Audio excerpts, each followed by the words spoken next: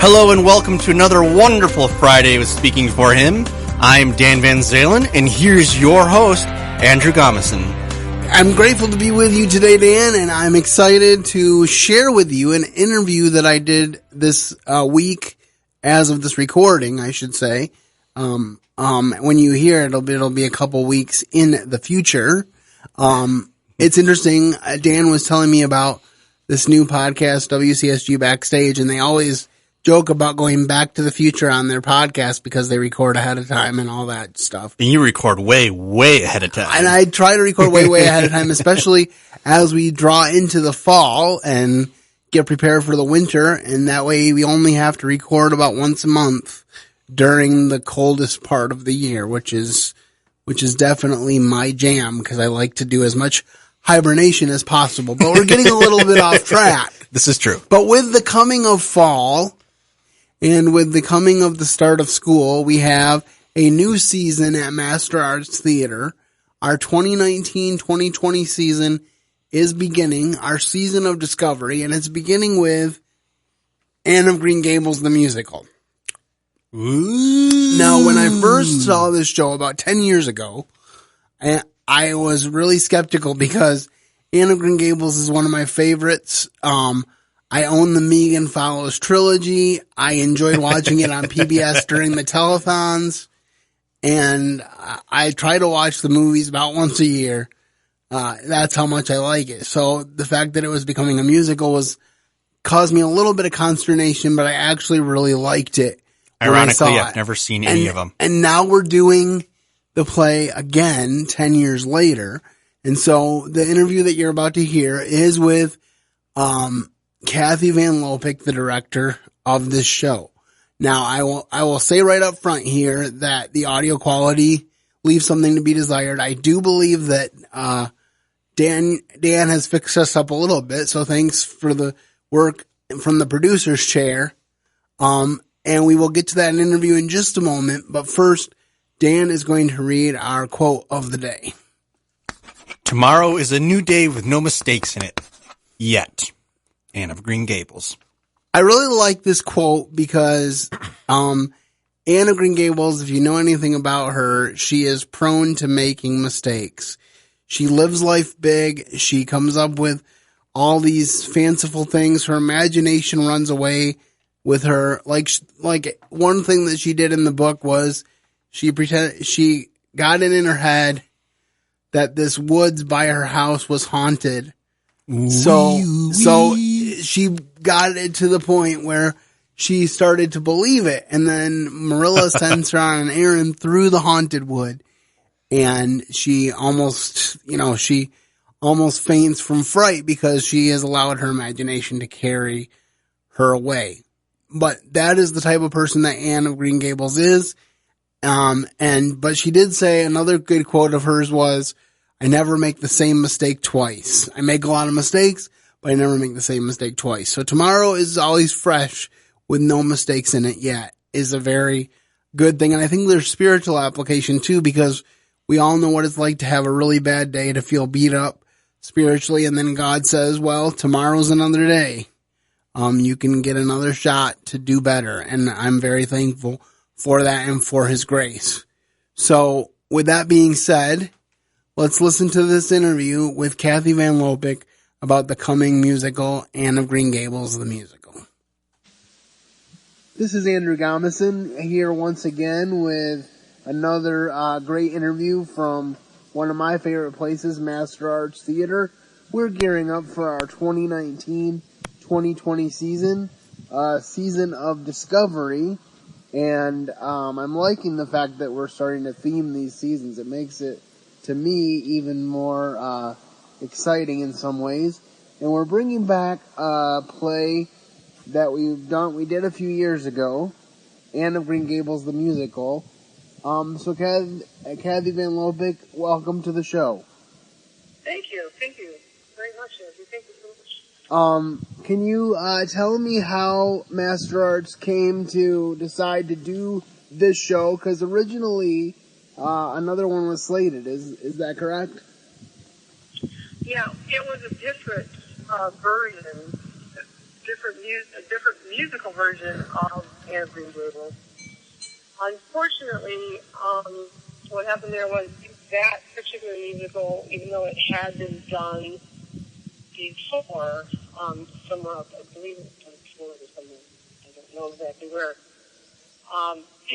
that particular musical wasn't really entirely complete, and the lyricist and the playwright and so since had split up. They were no longer a team, so we really had no way, basically, of getting the rights to do that one. So it was just too technically complicated to try to do that one. There's too much red tape that we had to go through. And so this one, which we had done before, it'll be 10 years that we had done it. 10 years ago that we'd done it before this opened. So. Well, it's hard to believe that it's been 10 years. I know. I realized that. I was like, wow, I can't have it. That just shows how long we've been involved with Master Arts. Right. Yes.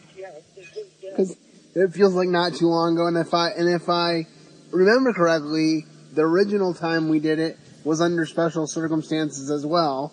So it's a pretty special musical for that reason. But talk to me about why you wanted to be involved in this musical.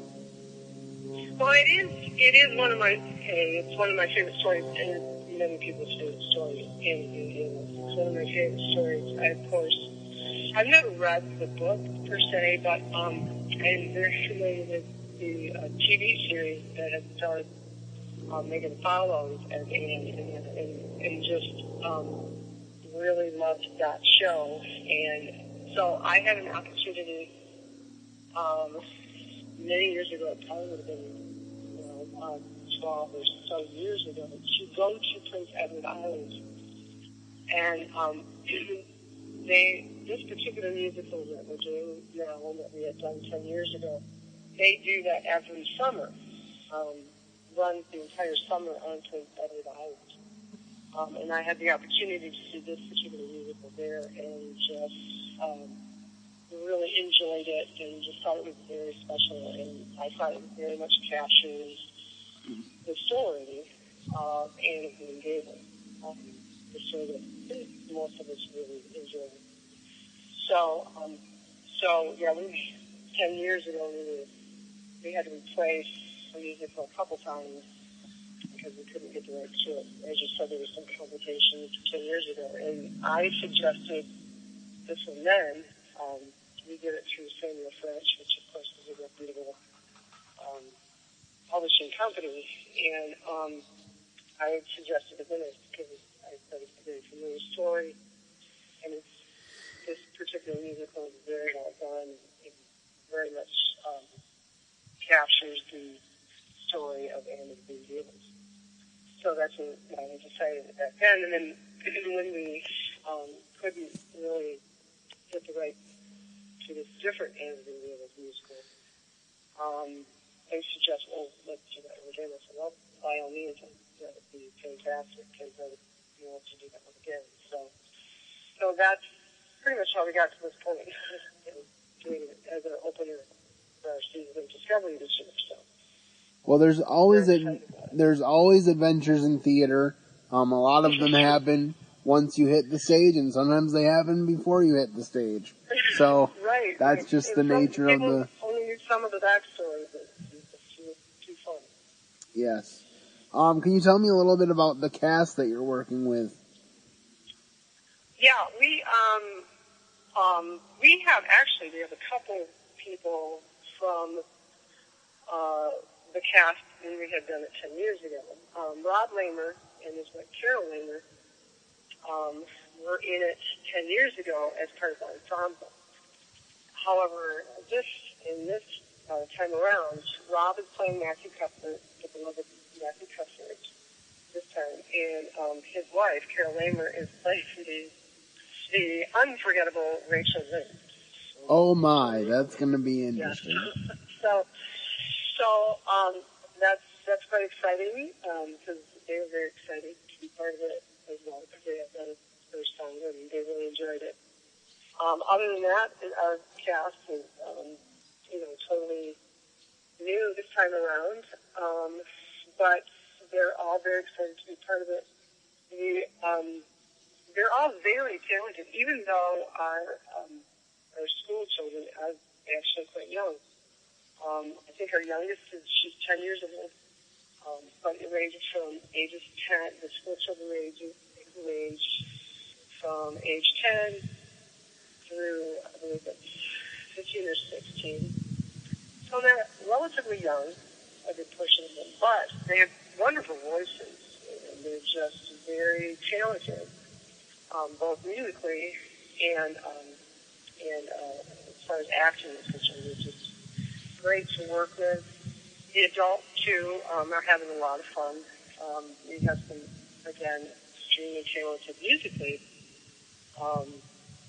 people in the cast, especially the women. A lot of them have music backgrounds. So, but everybody is just really talented and really excited about the story because they really like the story and the music as well. So that is exciting.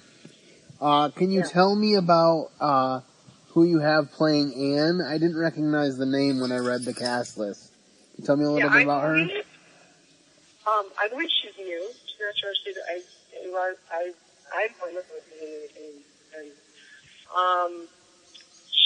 she's new to Retro Theater. Actually, she's it's kind of funny. She's the third Anne that we cast.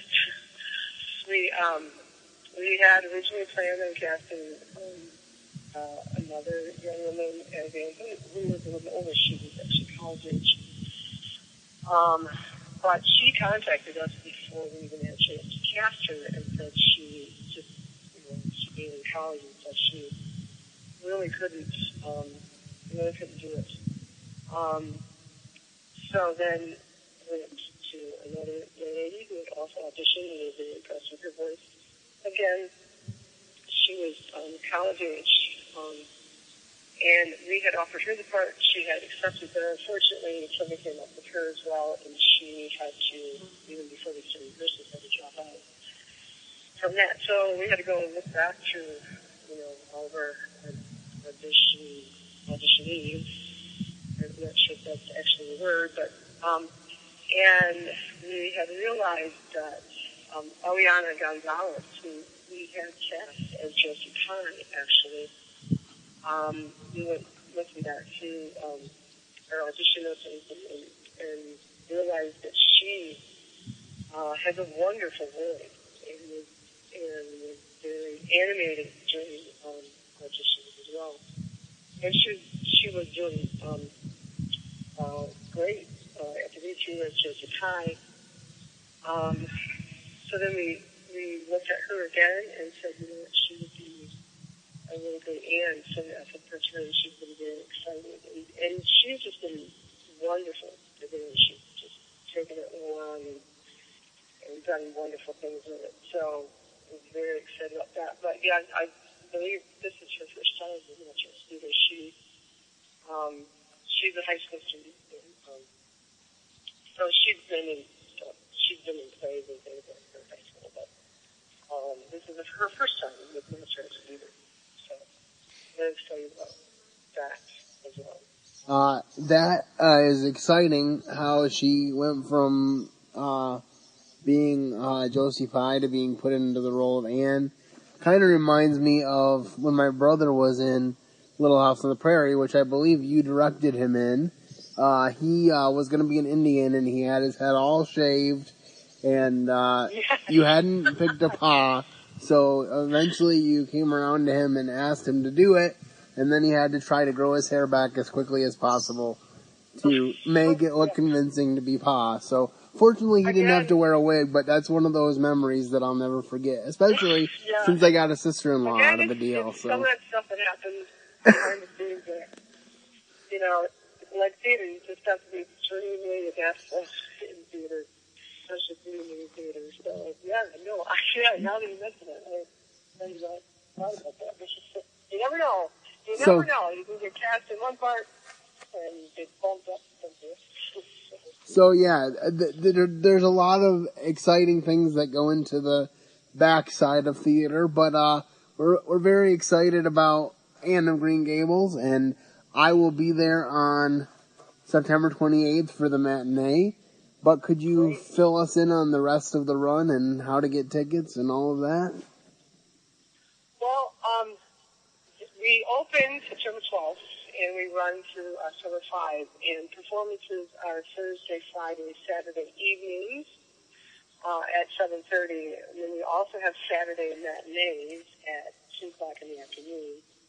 To get tickets, you can either call Natural Theater at 455-1001 and get tickets that way, or you can go to their website, and you can just purchase tickets right off their website as well.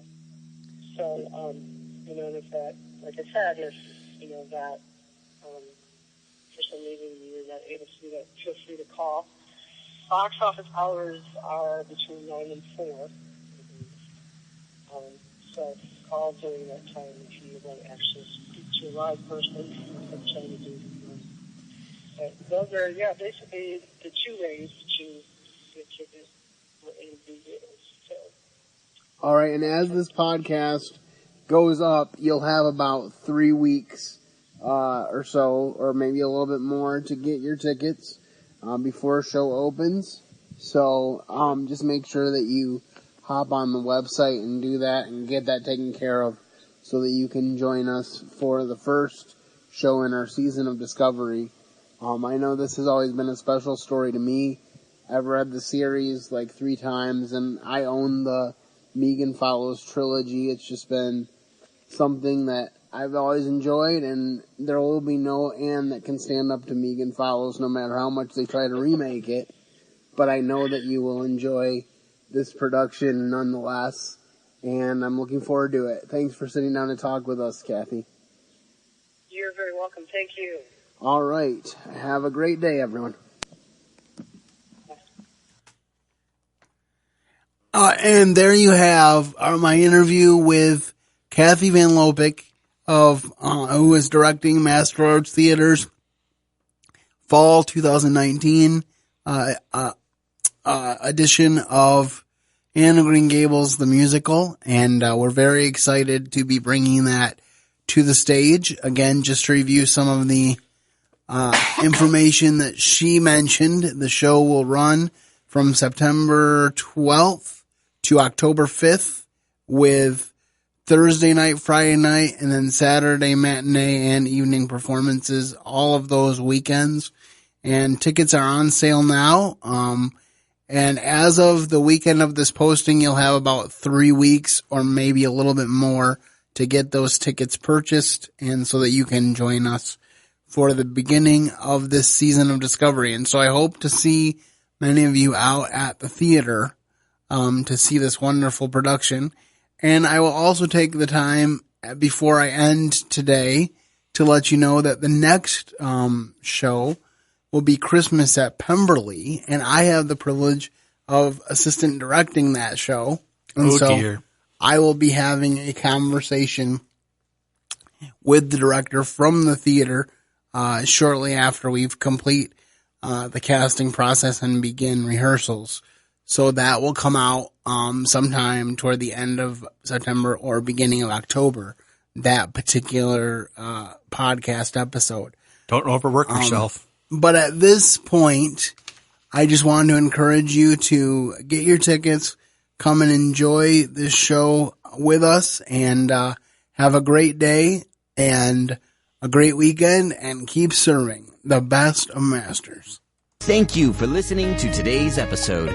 Your host has been Andrew Gomison, founder of Speaking for Him. For more information on today's show and to leave us comments and voicemails, visit speakingforhim.blogspot.com. You can find Andrew's ministry at speakingforhim.com. That's speaking, the number 4, HIM. You can also interact with us at facebook.com/speakingforhim and on Twitter @speakingforhim. And when you look for us on iTunes and Stitcher, let us know what you think of the podcast by leaving a rating and review.